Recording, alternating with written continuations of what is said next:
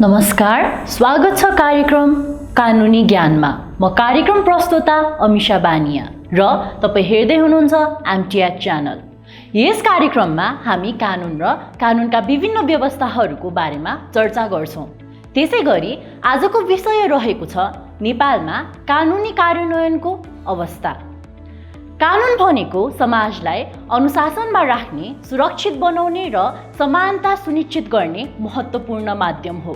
तर हामी मध्ये धेरैले महसुस गरेका छौँ कि नियम कानुन केवल किताब र सरकारी कागजातमा मात्र सीमित छ।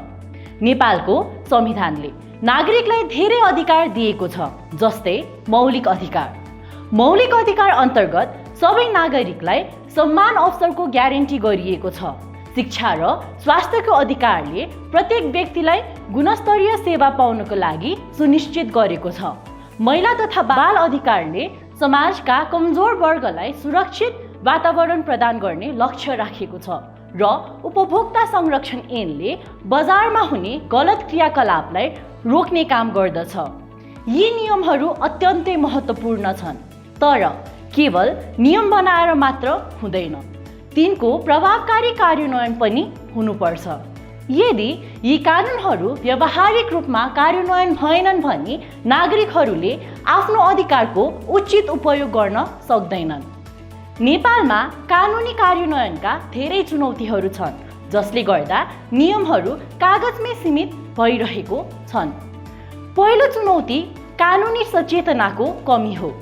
हाम्रो देशमा धेरै नागरिकलाई आफ्ना कानुनी अधिकार नै थाहा छैन, जसकारण उनीहरूले अन्याय सहेर बस्नु परेको अवस्था छ। यदि नागरिकलाई उनीहरूको हक, कानुनी सहायता र न्याय प्रणालीको बारेमा जानकारी नै छैन भने उनीहरूले न्यायको लागि सङ्घर्ष गर्न सक्दैनन्। जस्तो कि धेरै उपभोक्ताहरूलाई थाहा हुँदैन कि गुणस्तरीय सेवा नपाए उनीहरूले उजुरी गर्न सक्छन् र सो कुरा थाहा नभएको कारणले गर्दा बजारमा धोखाधडी र ठगीको प्रवृत्ति बढ्दै जान्छ। कानुनी प्रक्रियाको ढिलाइ अर्को गम्भीर समस्या हो। नेपालमा धेरै मुद्दाहरू अदालतमा वर्षौँसम्म अल्झिरहेका छन्। सामान्य साना झगडादेखि लिएर ठुला आपराधिक मुद्दाहरू पनि समयमा समाधान नहुँदा पीडितले लामो समयसम्म न्यायको प्रतीक्षा गर्नुपर्छ। न्याय ढुलो हुनु भनेको नै न्याय नहुनु हो भन्ने भनाइ नेपालमा ठ्याक्कै मेल खान्छ।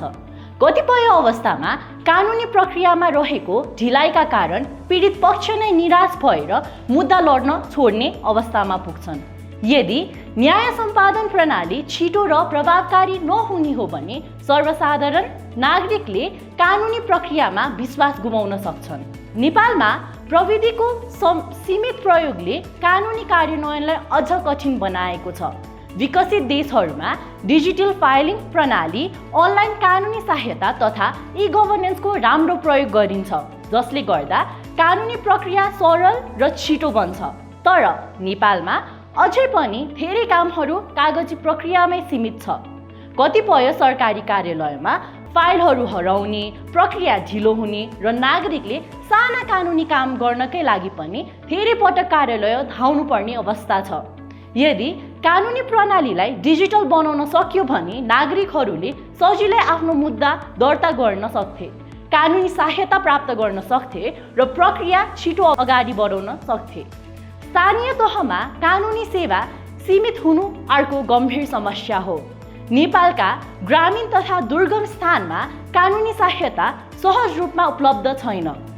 कानुनी सहायता सेवा विशेष गरी सहर केन्द्रित भएकाले गाउँमा रहेका नागरिकहरूलाई कानुनी प्रक्रियामा पहुँच पाउन निकै कठिन भइरहेको छ। उदाहरणको लागि, यदि कुनै दुर्गम गाउँमा कोही नागरिकले अन्यायको सामना गरे भने उनलाई न्याय पाउन निकै कठिन हुन्छ, किनभने नजिकै कुनै कानुनी सहायता दिने संस्था नै छैनन्। यदि सबै नागरिकलाई समान न्याय उपलब्ध गराउनु छ भने कानुनी सहायता प्रत्येक गाउँसम्म पुर्याउने व्यवस्था गर्नुपर्छ। अब कार्यक्रममा पालो रहेको छ छोटो विश्रामको। विश्रामपछि फेरि उपस्थित हुने नै छौँ। हेर्दै गर्नुहोला एमटिएच च्यानल।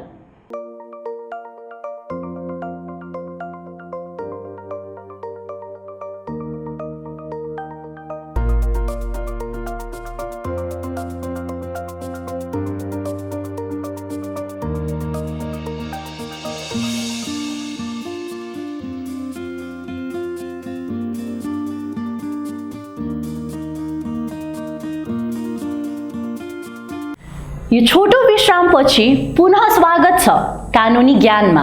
अब लागौँ बाँकी प्रसङ्गतर्फ। नेपालमा कानुनी कार्यान्वयनको धेरै चुनौतीहरू छन् र यी समस्याहरू समाधान नगर्दा समाजमा विभिन्न नकारात्मक असरहरू देख्न सक्छ। यदि कानुनी व्यवस्था प्रभावकारी रूपमा लागू गरिएन भने नागरिकहरूले न्यायप्रति विश्वास गुमाउन सक्छन्। समाजमा अराजकता बढ्न सक्छ, किनभने यदि नियम नै पालना हुँदैन भने मानिसहरूले कानुनी प्रणालीलाई गम्भीर रूपमा लिन्नन्। व्यापारिक क्षेत्रमा पनि कानुनी व्यवस्थाको असर देखिन्छ। कुनै पनि लगानीकर्ताले व्यवसाय गर्ने निर्णय गर्दा उक्त देशको कानुनी स्थिरतालाई हेर्न गरेको पाइन्छ। यदि कानुनी प्रणाली कमजोर छ भने व्यवसायीहरू नेपालमा लगानी गर्न हिचकिचाउँछन्, जसले गर्दा देशको आर्थिक वृद्धि प्रभावित हुन सक्छ। यी समस्याहरू समाधान गर्न विभिन्न उपायहरू अपनाउन सकिन्छ। पहिलो, कानुनी सचेतनाका कार्यक्रमहरू विद्यालय र सार्वजनिक मञ्चहरूमा सञ्चालन गर्नुपर्छ, जसले नागरिकलाई आफ्नो अधिकारबारे जानकारी दिन सहयोग गर्छ।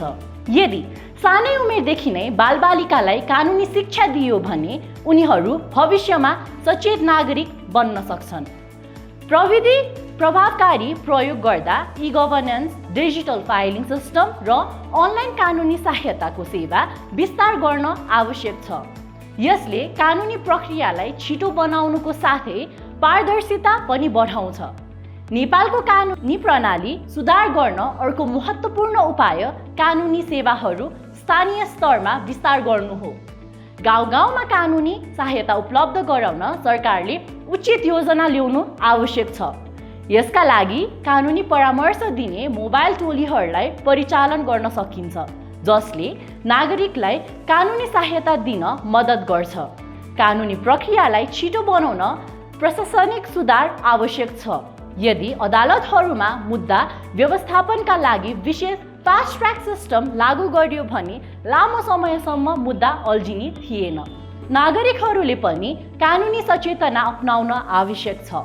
केवल सरकार र कानुनी निकायहरूले मात्र होइन, नागरिकहरूले पनि नियमहरूको पालना गर्नुपर्छ। यदि हामी कानुनी उल्लङ्घन देखेर चुप बस्छौँ भने गलत क्रियाकलापहरू बढ्दै जान्छ। त्यसैले कुनै पनि प्रकारको अन्याय, भ्रष्टाचार वा कानुनी उल्लङ्घन देख्दा सम्बन्धित निकायमा उजुरी गर्ने संस्कार बसाल्नुपर्छ। नेपालमा कानुनी कार्यान्वयन प्रभावकारी बनाउन सरकार, कानुनी निकायहरू र नागरिक सबैले आफ्नो भूमिका निर्वाह गर्नुपर्छ। कानुन सबैको लागि समान हुनुपर्छ र यसको पालना गर्नु नागरिकको कर्तव्य हो।